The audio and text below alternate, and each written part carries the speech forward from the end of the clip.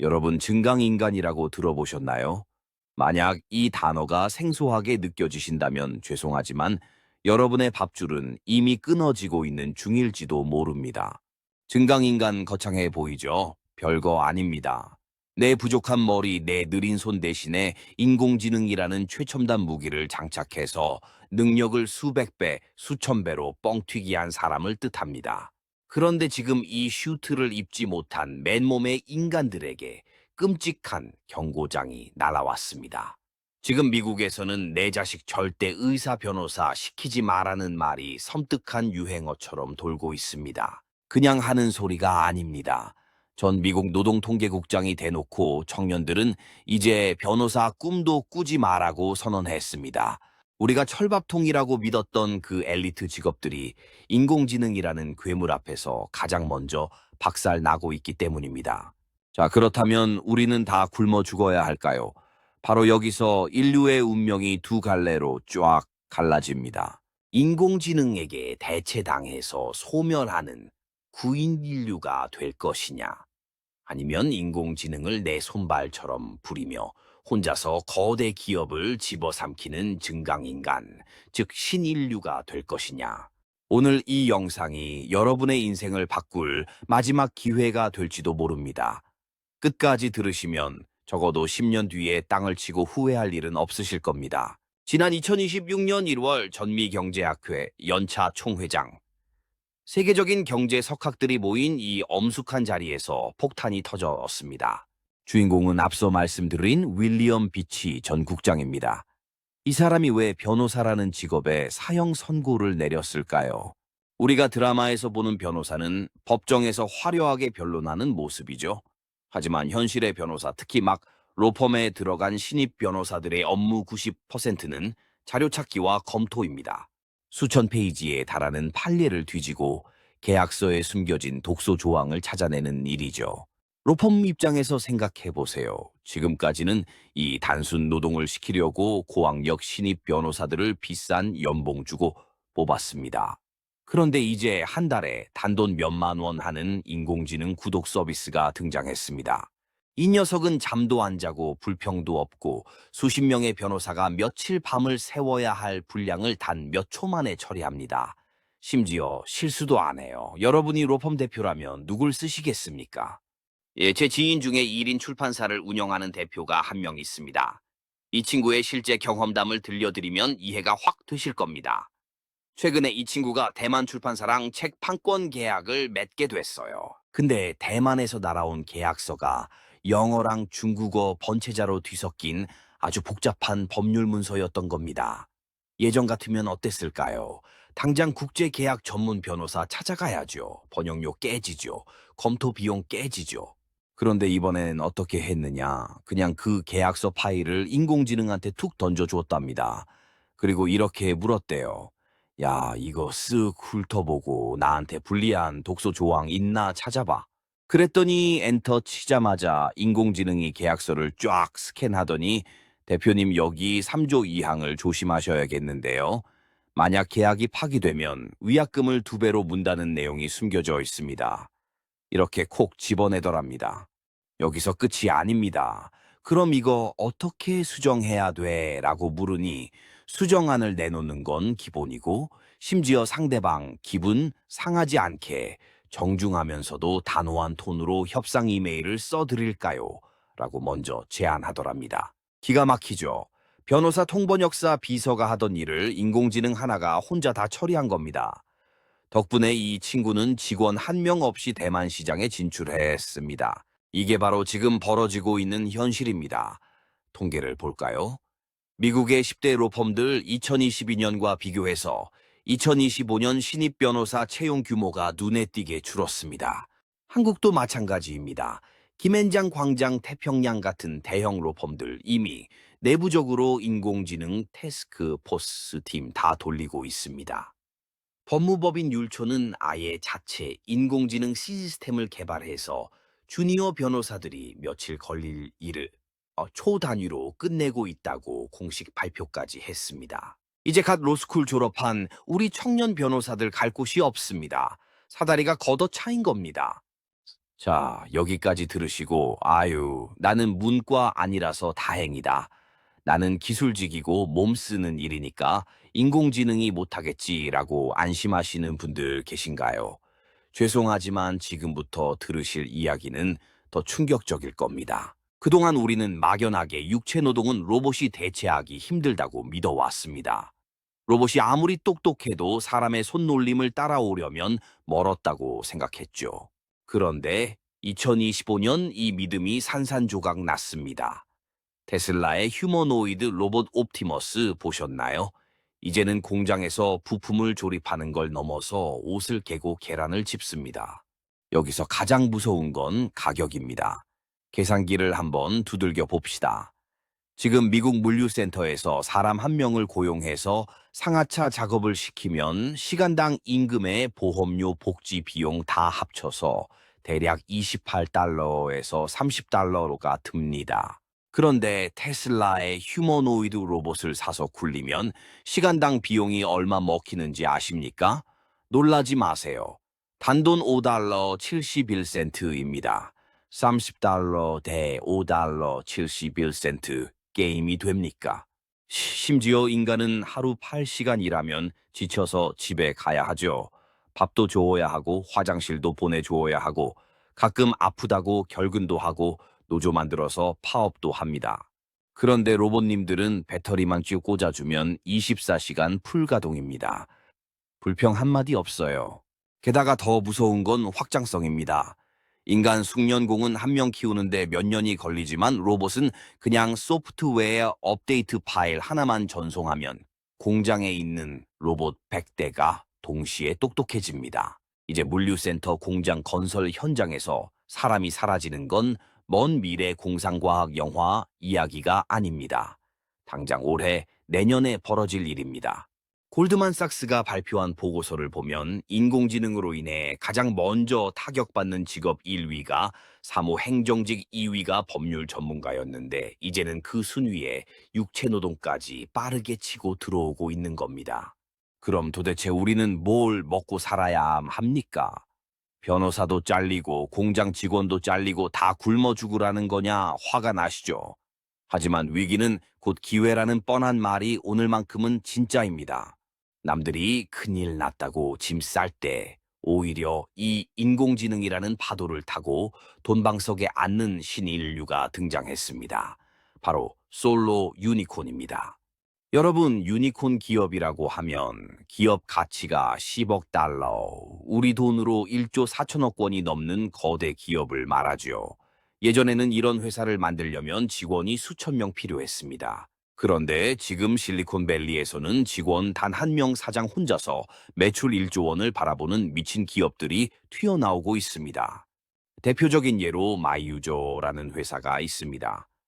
창업자 이름이 이브라힘 하사노프인데 이 회사는 이미 매출이 1억 달러 1,300억 원을 넘겼습니다. 그런데 직원이 몇 명이냐? 사장 한 명뿐입니다. 아니 혼자서 그 많은 일을 어떻게 하냐고요? 바로 인공지능 에이전트 군단을 거느리고 있기 때문입니다. 우리가 쓰는 챗 GPT는 묻는 말에 대답만 해주죠. 인공지능 에이전트는 다릅니다. 얘는 행동을 합니다. 사장이야, 이번 신제품 홍보해야 하니까 인스타랑 유튜브에 광고 좀 뿌려봐 라고 명령하면 인공지능 마케터가 알아서 광고 소재 만들고 타깃팅 설정해서 집행하고 결과 분석까지 해서 보고합니다. 정산해야지 하면 인공지능 회계사가 장부 정리 싹 끝냅니다. 사장은 실무를 하는 게 아니라 인공지능 직원들에게 지시하고 판단하는 사령관 역할만 하는 겁니다. 샘 올트먼 오픈 AI 최고 경영자가 예언했죠. 조만간 1인 유니콘 기업이 쏟아져 나올 것이다. 그게 벌써 현실이 된 겁니다. 이런 변화는 비단 IT 업계만의 이야기가 아닙니다. 광고 시장을 한번 볼까요? 예전에는 텔레비전 광고 하나 만들려면 과정이 얼마나 복잡했습니까? 광고주가 대행사에 의뢰하면 대행사가 기획하고 프로덕션이 촬영하고 편집실이 편집하고 그걸 또 방송사에 송출하고 이 과정마다 수많은 회사가 끼어서 수수료를 챙겨 먹었습니다. 그런데 지금은 어떻습니까? 감각 있는 유튜버 한 명이 방구석에서 인공지능으로 대본 쓰고 인공지능으로 영상 만들고 인공지능으로 더빙해서 유튜브에 올립니다. 그 영상 하나가 텔레비전 광고보다 조회수가 더 잘 나와요. 광고주 입장에서는 수십억 들여서 대행사 쓸 이유가 없어지는 겁니다. 중간 단계가 싹 사라지고 능력 있는 개인과 소비자가 직접 만나는 세상. 이 효율성의 극치 앞에서 기존의 거대 조직들은 무너질 수밖에 없습니다. 자, 여기까지 들으면 가슴이 좀 웅장해지기도 하고 나도 해볼 수 있겠다라는 생각이 드시죠. 그런데 여기서 제가 정말 피가 거꾸로 솟는 걱정거리를 하나 말씀드려야겠습니다. 전 세계가 이렇게 인공지능을 타고 날아다니는데 과연 우리 대한민국은 이 전쟁에서 살아남을 수 있을까요? 솔직히 말씀드리면 지금 한국 돌아가는 꼴을 보면 답답해서 미칠 지경입니다. 우리나라는 뭐 좀 혁신적인 게 나오려고 하면 일단 규제부터 때리고 봅니다. 기억나시죠? 타다 서비스 나왔을 때 어떻게 됐습니까? 택시 기사분들 반발하니까 정치인들이 표 떨어진다고 법까지 바꿔가면서 서비스를 금지해버렸습니다. 혁신의 싹을 아예 잘라버린 거죠. 그뿐입니까? 공유 숙박, 에어비앤비 전 세계가 다 하는데 우리나라는 규제 때문에 한국판 에어비앤비가 제대로 크지도 못하고 시들해졌습니다. 변호사 찾는 앱 로톡은 또 어떻고요? 우리나라 국회의원들은 선거철만 되면 나와서 이렇게 말합니다. 제가 골목상권 지키려고 대기업 못 들어오게 막았습니다. 제가 여러분 직업 지키려고 규제 이만큼 만들었습니다. 그게 자랑인 줄 알아요. 그런데 여러분 냉정하게 한번 생각해 봅시다. 우리가 대문 걸어 잠그고 우리끼리 인공지능 안 쓰고 옛날 방식대로 살 거야 하고 버틴다고 칩시다. 그게 얼마나 갈 것 같으세요? 예전에 아이폰 처음 나왔을 때 기억하십니까? 그때 우리 정부가 국내 제조사들 보호해 준답시고 위피 의무 탑재니 뭐니 하면서 아이폰 못 들어오게 몇 년을 막았습니다. 그 결과가 어땠습니까? 우리는 스마트폰 혁명에서 뒤처질 뻔했고 결국 둑이 터지자마자 아이폰이 물밀듯이 들어왔습니다. 이번 인공지능 혁명은 그때보다 100배, 1000배 더 무섭습니다. 만약 우리가 의사 면허, 변호사 자격증, 택시 면허 이런 종이 쪼가리로 밥그릇 지키겠다고 쇄국 정책을 펼친다? 미국 트럼프 행정부가 가만히 있을까요? 야, 한국, 너네 왜 우리 인공지능 서비스 못 들어오게 막아? 무역 보복 맛 좀 볼래? 하고 들이닥치면 그 빗장 순식간에 박살 납니다. 그때 가서 준비하면 늦습니다. 빗장이 풀리는 순간 미국산 인공지능 의사가 1초 만에 진단 내리고 처방해 주는데 진료비는 한국 병원의 10분의 1이다. 한국 소비자들이 애국심으로 한국 병원 갈까요? 천만에요. 소비자는 냉정합니다.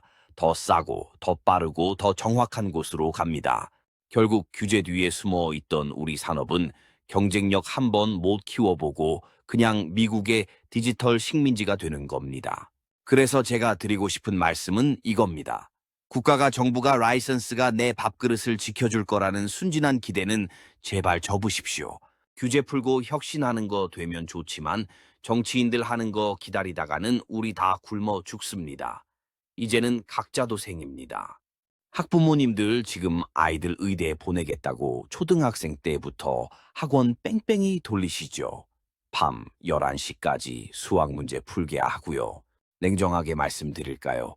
그 아이가 의사 가운 입을 때쯤이면 병원 풍경은 지금이랑 완전히 다를 겁니다. 암 진단은 인공지능이 하고 수술은 로봇이 하고 의사는 그냥 환자 손 잡아주면서 위로해주는 감정 노동자가 되어 있을 수도 있습니다. 그럼 뭘 가르쳐야 하느냐? 증강인간이 되는 법을 가르쳐야 합니다. 단순히 챗GPT 켜놓고 심심해 나랑 놀아줘 하는 잡담이나 시키라는 게 아닙니다. 그런 건 하등 쓸모없어요. 진짜 중요한 건 버티컬 인공지능, 그러니까 특정 분야의 문제를 해결하는 전문적인 인공지능을 다루는 능력입니다. 직접 코딩을 한 줄 한 줄 짤 필요는 없어도 인공지능을 시켜서 앱을 만들어 보고 인공지능을 시켜서 웹툰을 그려보고 인공지능을 시켜서 작곡을 해보는 실행력을 키워줘야 합니다. 이걸 어떻게 만들어가 아니라 인공지능가 이거 만들어봐. 아니 거긴 좀 색감이 촌스러우니까 이렇게 고쳐봐 하고 지시하고 기획하는 능력, 그게 바로 기획력이고 그게 인간이 인공지능보다 우위에 설 수 있는 마지막 보루입니다. 범용 인공지능, 그러니까 인간보다 똑똑한 인공지능이 나오기 전까지는 이 기획력과 실행력을 가진 사람이 세상을 지배할 겁니다. 내가 그림을 못 그려도 인공지능으로 웹툰 작가가 될 수 있고, 영어를 못해도 인공지능으로 글로벌 사업가가 될 수 있는 세상. 나의 부족한 점을 인공지능이라는 근육으로 채워서 슈퍼맨이 되는 것. 이것이 바로 제가 말씀드리는 증강인간의 핵심입니다. 저는 감히 21세기 10만 증강인간 양병설을 주장하고 싶습니다. 옛날 율곡 이희 선생님이 10만 양병설 주장했다가 무시당하고 임진왜란 때 나라가 쑥대밭이 됐었죠. 지금이 딱 그때입니다. 우리 청년 10만 명을 인공지능으로 무장한 슈퍼 솔로 기업가로 키워내야 합니다. 이 친구들이 각자 방구석에서 컴퓨터 한 대 놓고 인공지능 돌려서 전 세계 돈을 쓸어 담아오는 상상해보세요. 그게 바로 대한민국이 살 길이고 우리가 늙어서 연금 받을 수 있는 유일한 희망입니다. 그러니 여러분 지금 당장 시작하세요. 내 직업이 뭐든 상관없습니다. 빵 굽는 제빵사라도 인공지능으로 새로운 레시피 개발하고 전 세계 트렌드 분석해서 신메뉴 내놓으면 그게 증강인간입니다. 동네 세탁소 사장님이라도 인공지능으로 고객 관리하고 수거 시스템 자동화하면 그게 바로 혁신입니다. 두려워하면 잡아먹히고 올라타면 주인이 됩니다. 인공지능 시대에 여러분은 대체되는 부품이 되시겠습니까? 아니면 인공지능 군단을 지휘하는 사령관이 되시겠습니까? 답은 이미 정해져 있습니다. 쫄지 마시고 일단 뭐라도 한번 시켜보세요. 그게 시작입니다. 오늘 노가리가 준비한 이야기는 여기까지입니다. 부디 이 영상이 여러분의 잠자고 있던 야성을 깨우는 계기가 되었기를 바랍니다. 오늘 이야기가 뼈 좀 때렸다, 정신이 번쩍 든다 싶으시면 구독, 좋아요 한 번씩 시원하게 눌러주시고요. 저는 다음 시간에 더 골 때리고 피가 되고 살이 되는 이야기로 찾아오겠습니다. 이상 경제의 노가리였습니다. 감사합니다.